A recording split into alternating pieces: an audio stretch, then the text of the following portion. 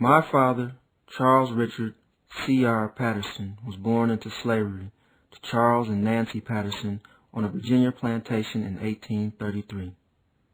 When my father arrived in Ohio with his family, he assisted blacksmiths in smith work and wagon repair. When he became older, he found employment as a blacksmith for a wagon and coach building company known as Dines and Simpson Coach and Carriage Company in Greenfield, Ohio.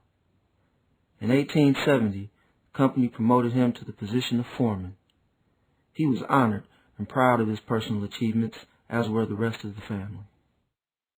In 1864, C.R. Patterson married my mother, Josephine Outs, and had several children, including Mary, Nellie, me, Frederick Douglass, Dorothea, Samuel, and Kate.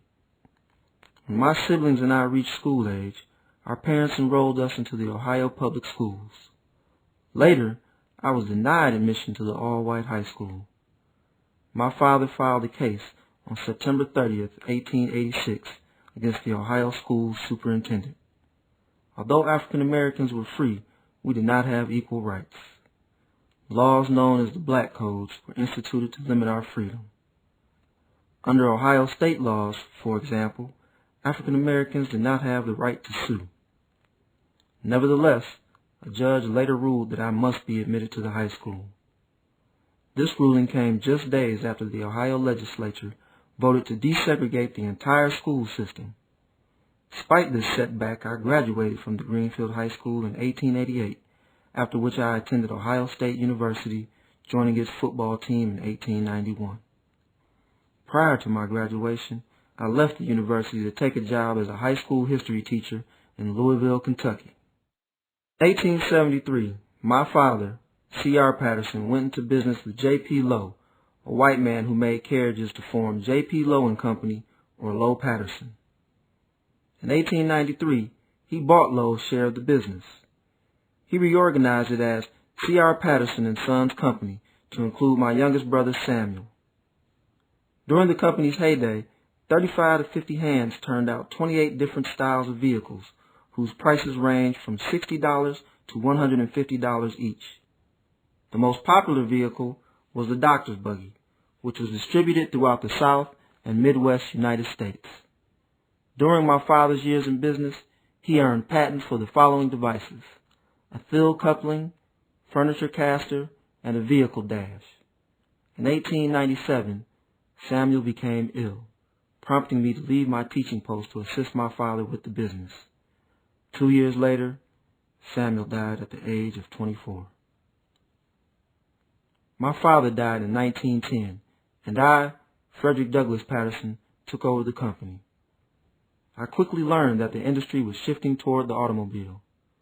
Its popularity caused me to consider manufacturing vehicles that would rival anything produced by the new automotive industry.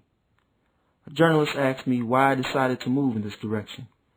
I explained that in 1902, there was one car to 65,000 people, and by 1909, there was one vehicle for every 800 people.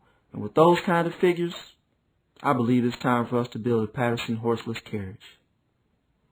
Our Washington Street facility produced our first automobile on September 23, 1915. Priced at $850, the Patterson Greenfield was offered as a touring car or roadster and featured a 30-horsepower GB&S engine, full floating rear axle, cantilever springs, demountable rims, electric starting, and lighting and split windshield for ventilation. Some reports stated that the vehicle had a top speed of 50 miles per hour and had better bodywork than the Tin Lizzie made in Detroit by the Ford Motor Company. Due to financial constraints, C.R. Patterson and Sons Company built an estimated 30 vehicles. In later years, my son, Pastel Patterson, claimed the company produced 150 vehicles. Therefore, between the years of 1915 and 1918, we sold an estimated 30 to 150 vehicles to local and regional customers. Tom Smith, a car dealer and lifelong resident of Greenfield, Ohio, stated that if my father had been a white man, Greenfield could have become another Detroit.